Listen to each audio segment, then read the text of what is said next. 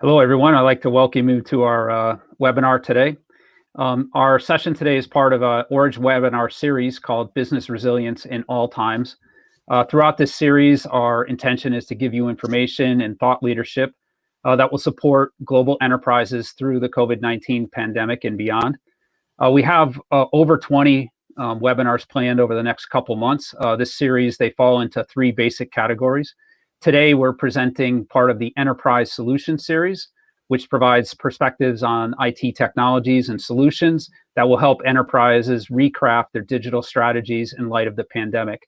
There are other webinars planned, including a series called The Next Normal. It's brought to you by our colleagues at Orange Silicon Valley.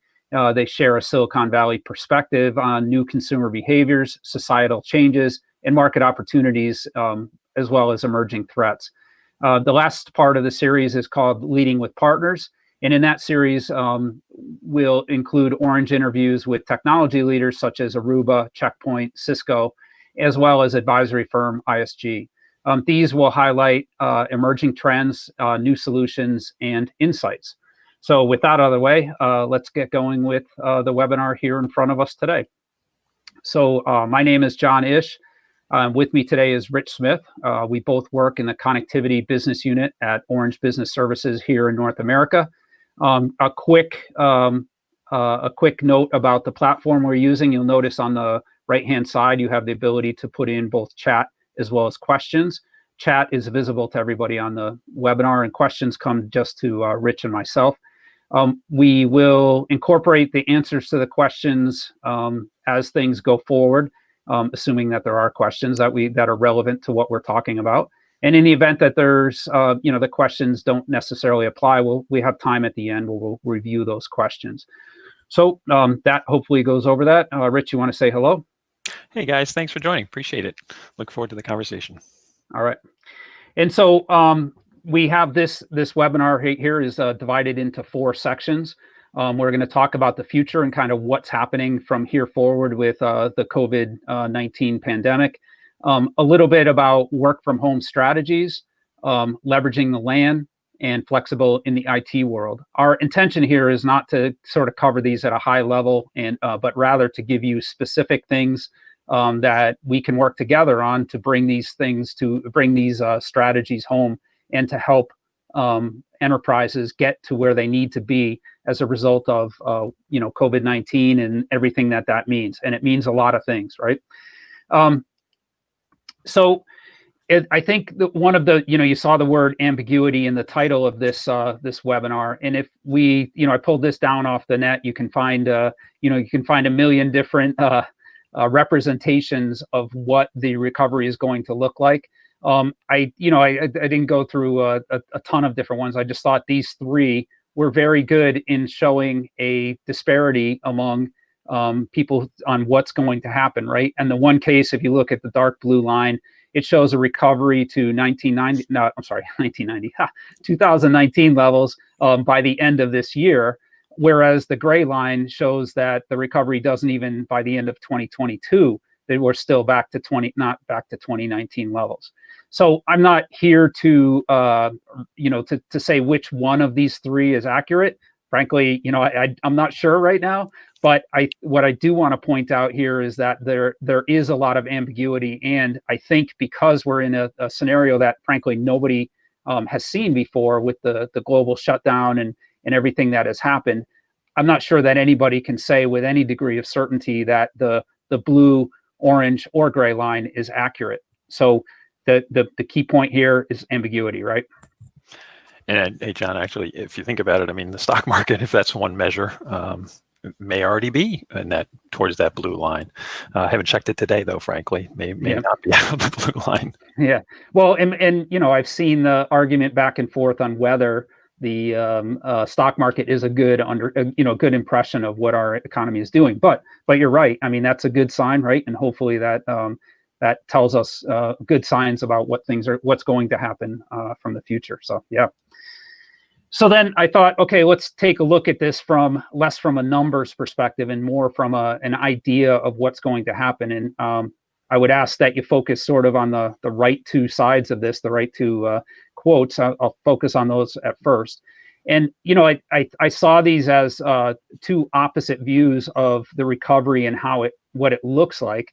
In the top one, they're saying, hey, globalization is going to be the thing that sort of brings us out of this scenario. And the one below it says, emerging markets are in worse shape, supply lines will change. And I've seen, many different articles that talk about the fact that, this globalization of our sourcing has really created this problem and, this move towards nationalization. So again, not saying either one of these is accurate. I'm just saying that, if you look at, if you look at things, that there's a lot of ambiguity about how things are going to recover. And in fact, now you take a look at that quote from Bill Gates on the left-hand side, there's a lot of, he's basically saying the same thing, right? That there's going to be recovery that looks different country to country and industry to industry. So I think it's good to end on a positive note there, that the economy and innovation will be back and on a great path, and I think we can all agree that that's the direction we're heading. But how long it takes us to get in that direction, how long it takes us to get there is, kind of up in the air. Well, I think Bill really nails it, because I think it really is going to vary. I mean, country by country and industry to industry, right? I mean, the airline industry in particular, obviously struggling in this moment. But there's, I think it speaks to, again, this topic, this conversation, which is, we're trying to figure out in this ambiguity, how do we actually come up with ways to help get us on the right track faster, easier, better. Right. Great. All right. So we'll dive right into it. So on the first, the first thing that I think every one of my friends who had a job that could be done remotely, and read a lot about it. In fact, just this morning, I read an article about work from home and that kind of thing.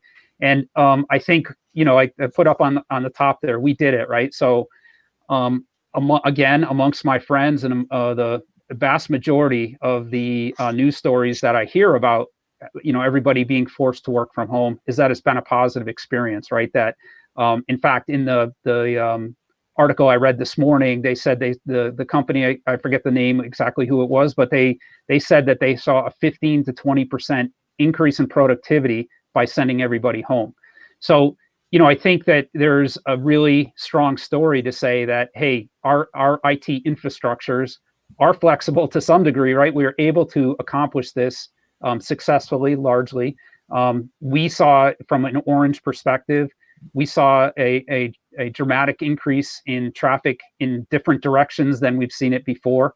We added over 8 terabytes to our network to accommodate the new directions of traffic we saw, which are obviously, as you see in this diagram, originating from the internet and landing into our network versus what was coming corporate office to corporate office. We did see a slight drop in traffic in our MPLS, which you would expect, of course, given that the offices are largely unoccupied at this point. But so I think overall, when I look at this and look at what we accomplished, and I say we in the global sense, everybody in IT, everybody who works on these kinds of things, we presented a solution that actually did work, right? And we got people working from home. We were able to, using these systems that were in place already, able to get people back on working, and to a large extent working successfully and efficiently. If we look at, and in fact, in just a little bit more on that, I saw things like I have now heard the same quotes from, it's funny how some companies get, their for some reason get the top billing in these things, or maybe get quoted a lot, but I've seen Nationwide Insurance quoted many times in many different stories about their work from home. And they had a pretty strict no work from home and sent everybody home, and, were able to get everybody working again. So it's something that we've seen even from companies who weren't used to working from home. So as I said in the previous slide, I think the majority, when I talk to customers, the majority of our customers have used VPN access as the way to get people into their networks. So that means that I've got a piece of software on my laptop, and I create a VPN tunnel from my laptop into a gateway somewhere in the network. It may be a cloud-based gateway, or it may be something in the customer's data center. Well, that works okay for some things, and but as an example, local services. So if I want to do something like print when I'm on my VPN, that becomes a bit painful because my local printers aren't on the same network as my computer is, right? End user experience monitoring, in that case, I have a really hard time telling how well my users are experiencing their work during what their experience is like during their workday, right? So those are sort of negative things about VPN. Now, when I'm talking to customers now and we talk about where are you going, what do you want to do from here forward, and how can we help you? That I talked to one customer a few weeks ago, and he said, we've developed these disaster recovery programs that are based on our data centers going down, or maybe even a major building going down. But we have never built a disaster recovery service that says, hey, what's going to happen when everybody has to work from home? So I think that, we did a good job of getting everybody to work and everybody there, but there's an inflection point right now where I have to look at that VPN access. It was a cheap, easy, and relatively painless way to get people on the network. But if I'm going to a permanent work from home, some of those things that I have problems with VPN access can be solved by other solutions. So at this point, a lot of we're working with our customers to say, okay, we helped you with the VPN access. Now let's look at what is the future for you. And many of our customers, like probably, most of them, I would say, are looking at SD-WAN as the future of their wide area network. And if you're looking at SD-WAN, well, let's look at that as a solution for individual users. There's ways we can deploy SD-WAN in a very cost-effective way into a user environment. It gives us the ability to run an SSID or a Wi-Fi network specifically for your user at home, so it looks like they have a business Wi-Fi network at home. Relatively easy to use, although I decremented that one a little because I've got to do some. We have zero touch, so we can provision SD-WAN very quickly and very painlessly. But it does require some. You have to plug some things into the home environment, and there's a little bit more difficulty there. The big advantage of SD-WAN is that I can do end user experience monitoring, right? And that in today's environment, we used to measure how well users were doing in their network by looking at packet loss ratios or availability of circuits and those kinds of things. And it's not real, right? That doesn't tell you what the end user experience is. I can kind of guess at what it's like, but I can't really tell. And instead, when you look at SD-WAN, I've extended the network all the way past and into the end user's environment. And now I can say, hey, what is it like for that user to be operating on the network? What does their cloud access look like? How is it all operating for them? That's a huge advantage, and something that every modern network, we're working with digital transformations with a lot of our customers. Besides you have the SD-WAN as well as digital transformations, and end user experience monitoring has become one of the top things that they're interested in. So that's a good reason to look at SD-WAN as a solution for the home environment. The last one, and this one, I know that there's probably the security guys on the webinar right now, or might be flinching a little bit and saying, "Oh, there's more than to zero trust. You can't put everything in together." I know it's a big topic, but generally speaking, when I'm talking about zero trust, it's the matter of using a cloud-based, or it could be a platform-based zero trust environment where the user comes in via internet and logs into the zero trust environment, and from there gets access to their individual applications. So, which one of these makes the most sense for a given customer is going to be dependent on, I would say, the top two things that we're going to look at when we talk to customers about this is the first one, security, sort of the first row. Anything that we put in place in a customer's environment has to meet their security requirements. So you have to look at these and say, VPN access, SD-WAN, zero trust, how does it meet my security requirements? I put zero trust as full on here with security, right? And I guess technically you would say that. However, I've worked with customers who say, hey, all security infrastructure has to be inside my four walls, and maybe certain zero trust environments might not fit in for that customer, right? So that's the first one we'd want to look at. The second one that I say we have to look at in maybe as somebody who works for a company who sells these things, it's maybe not the not the thing I want to say, but cost, right? Is how do these things cost, and how do they fit into your cost profile for what you want to do in your network? So, again, to kind of be very specific here, when you're looking at users who are temporary at home, and they'll say, hey, I can put up with the fact that nobody knows what my experience is like, or I can put up with the fact that I can't print. But now if I say, hey, Mr. User, you're going to be working from home 100% of the time, now that changes perhaps the way I will look as a user, will look at my homework experience, right? I want something more.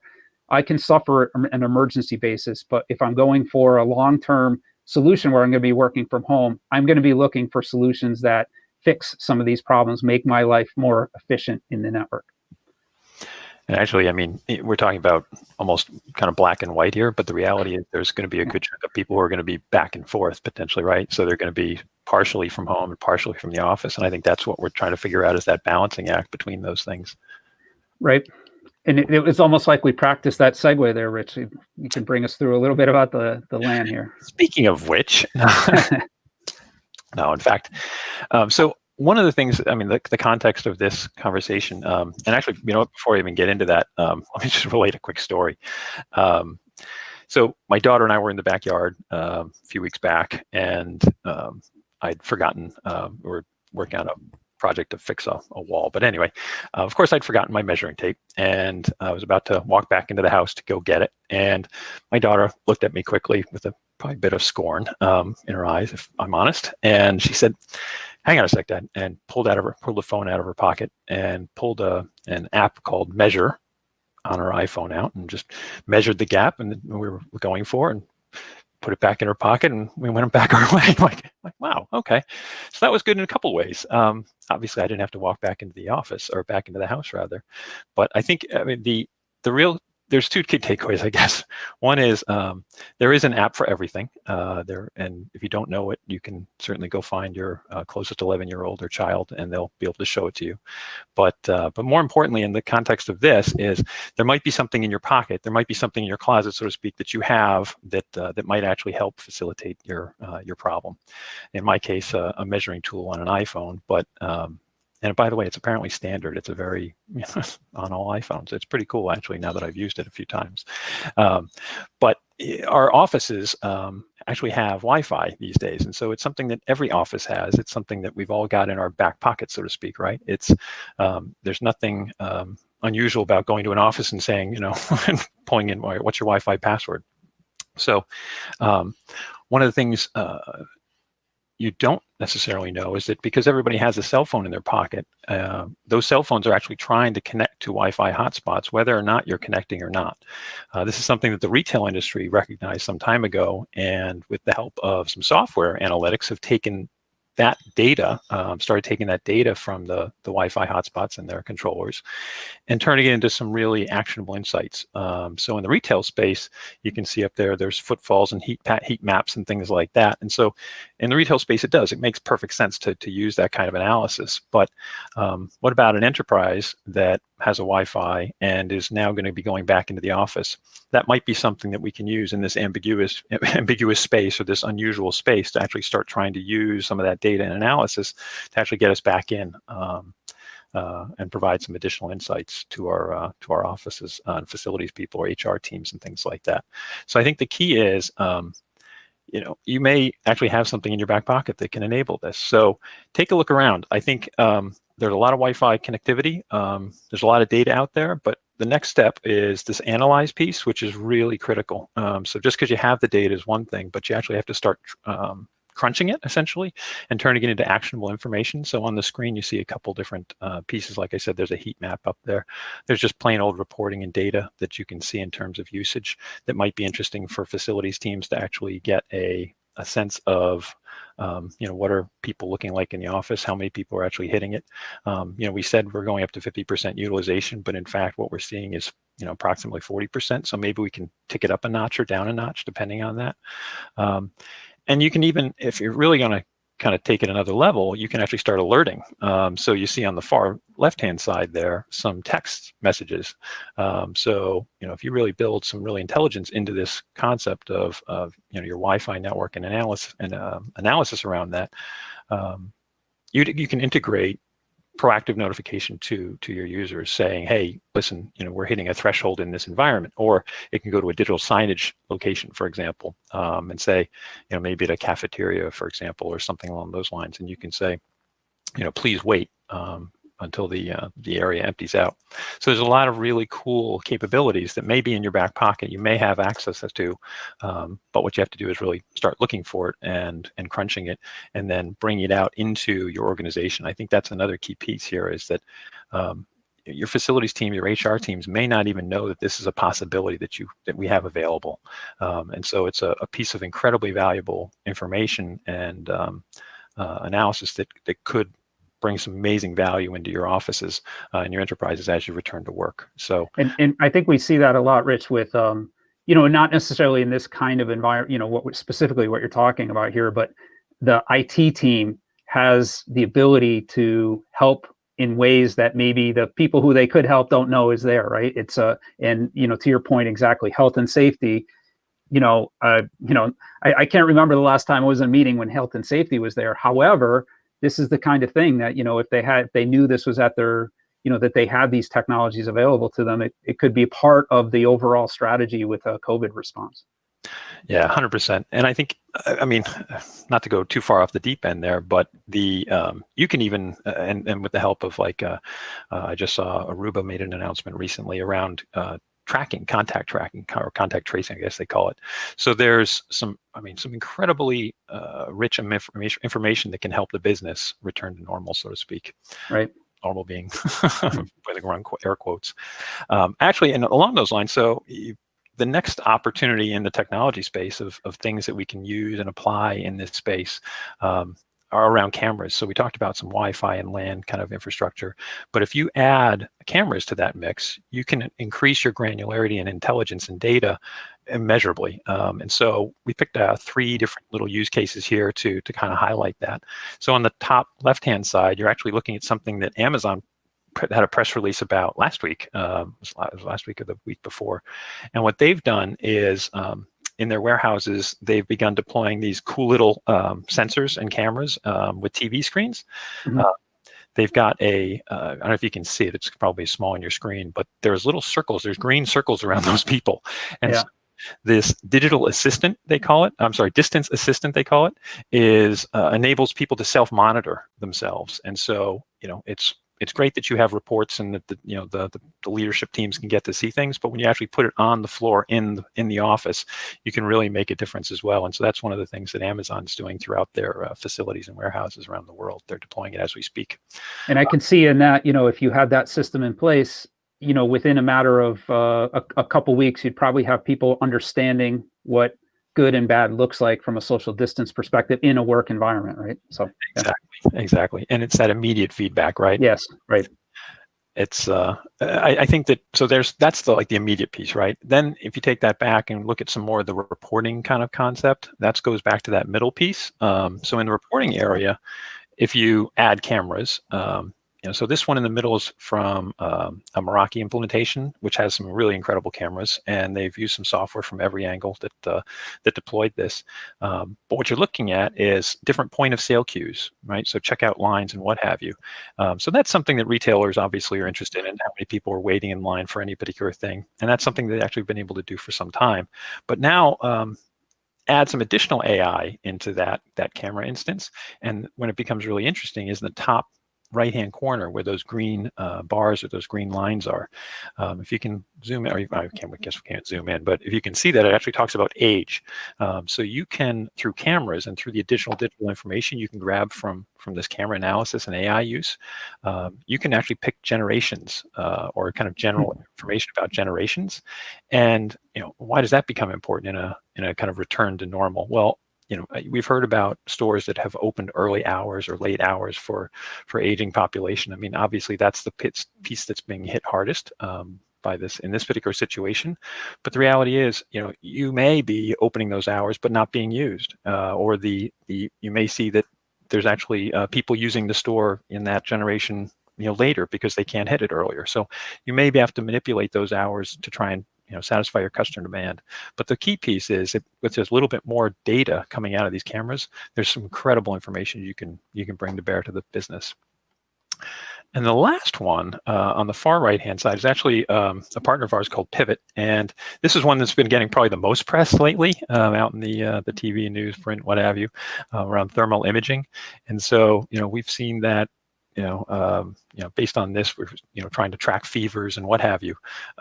And so one of the things that you can do with cameras, specifically thermal imaging cameras, so very specific and, very specific type of camera, is start deploying thermal imaging cameras in your office spaces to return to work as well, trying to give people the idea, the ability to self-monitor and check in before they come in, or if you set it up in a different place, in a different way, just monitor in general. So these camera technologies are really incredible in terms of what they can bring forth. So whether it's camera information, data information through the Wi-Fi, there's just a lot of really valuable stuff that the IT teams can bring to the business to actually help us get back to that business resilience piece, right? Right, and I see that. I guess you see that as 2 points, right? One is to for health and safety to understand what's going on in the environment, but also for people, if I'm walking around and I know that this technology is deployed in my environment, then I feel safer going to that environment as well.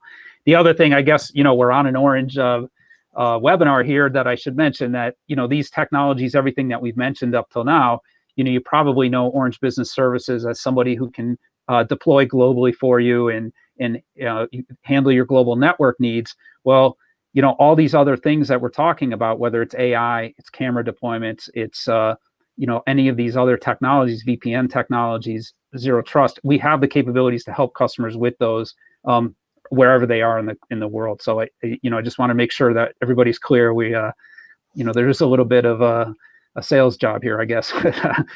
Orange can do these things, right? And I think one of the pieces in particular that you probably may not know Orange for is that analysis piece, right? Yeah. We actually have some really smart people behind the scenes that are able to actually create a lot of the analysis that make all this stuff work. Well, and I think that it's a good point that these technology or these overall strategies and technologies are not one piece, right? It's not one thing. When you go back to your 4 steps there, oftentimes those are 4 different technology partners, I guess maybe I would say that. And it takes somebody to put those together to give you the output that you're looking for. Yeah. All right, so we'll take it from there into, this is sort of the last full content here slide.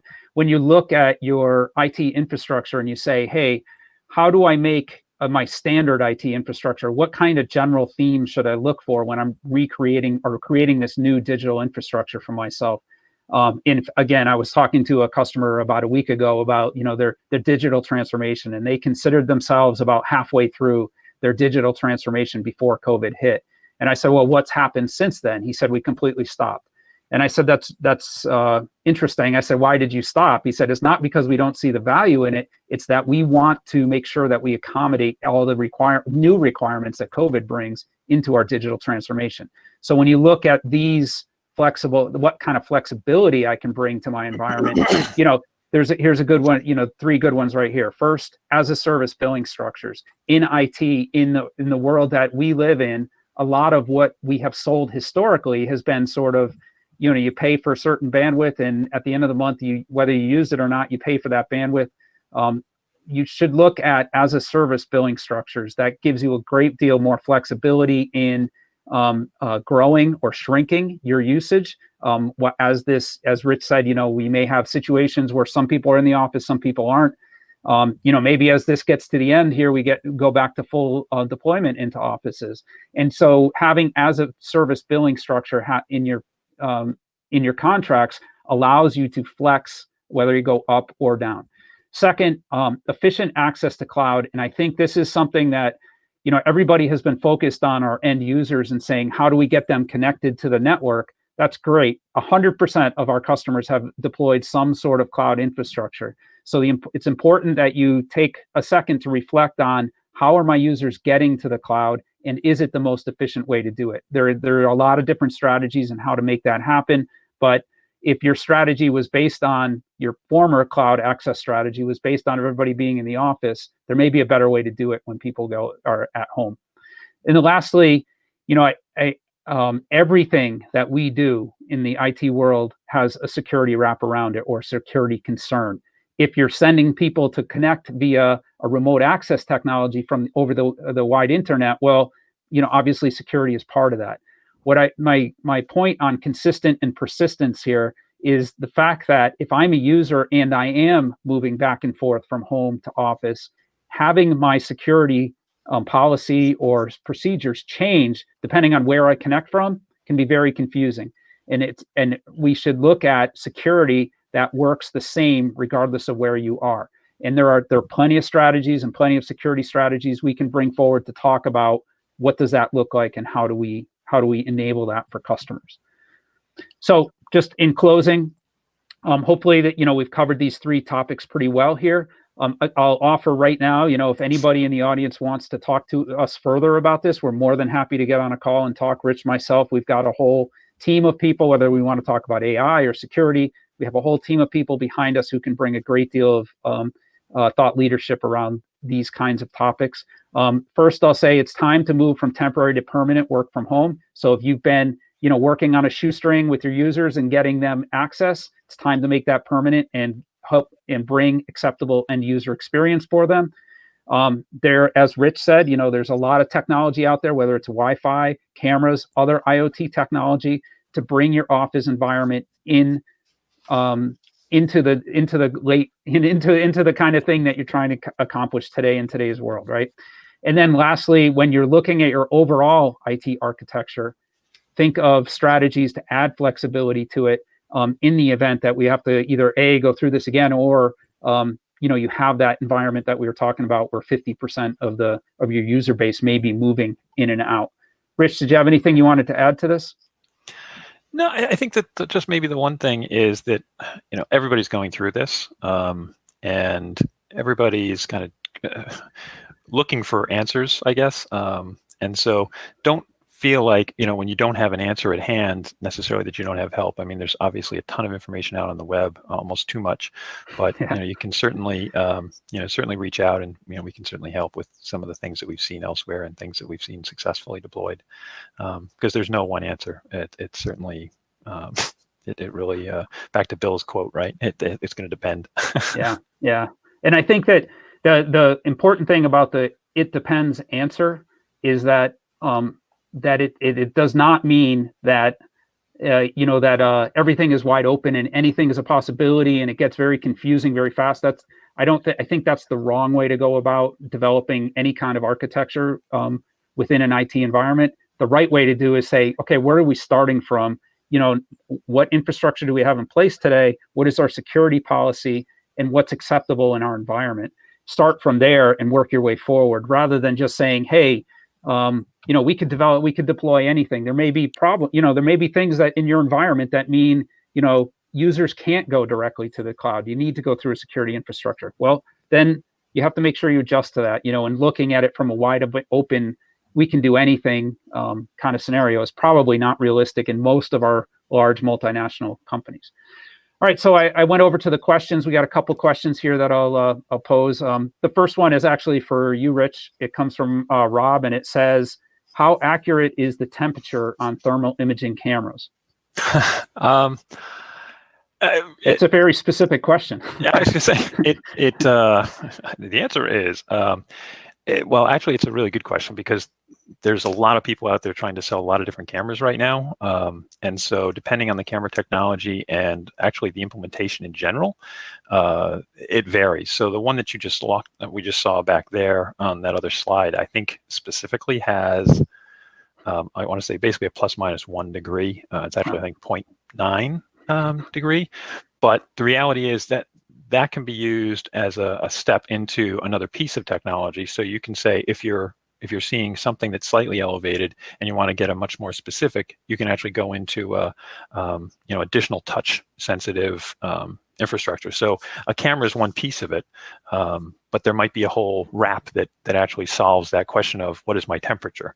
I think the important piece is, you really you have to look at which cameras you're talking about and what kind of deployment you're looking at as well. So if you're looking at potentially trying to deploy this across a wide space, like a public space, for example, it's very different than if you're actually deploying it at a gateway or a door or a threshold.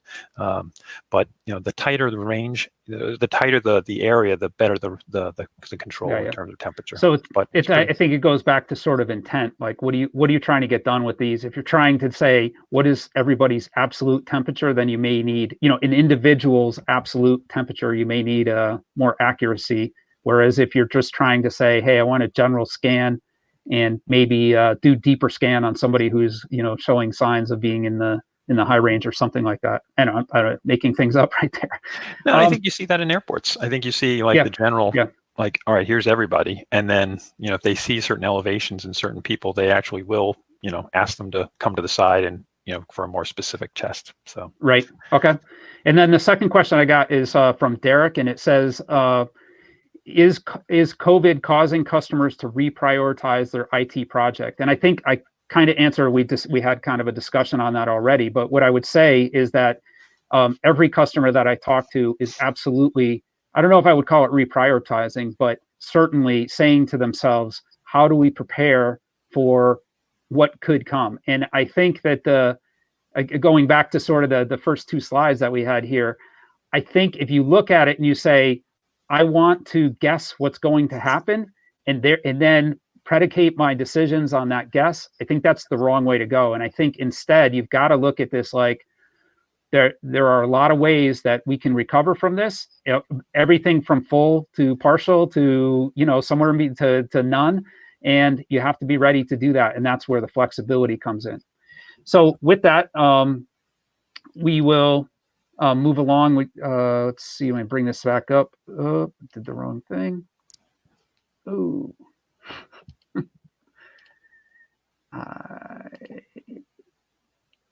We'll bring this back up. Apologize for that.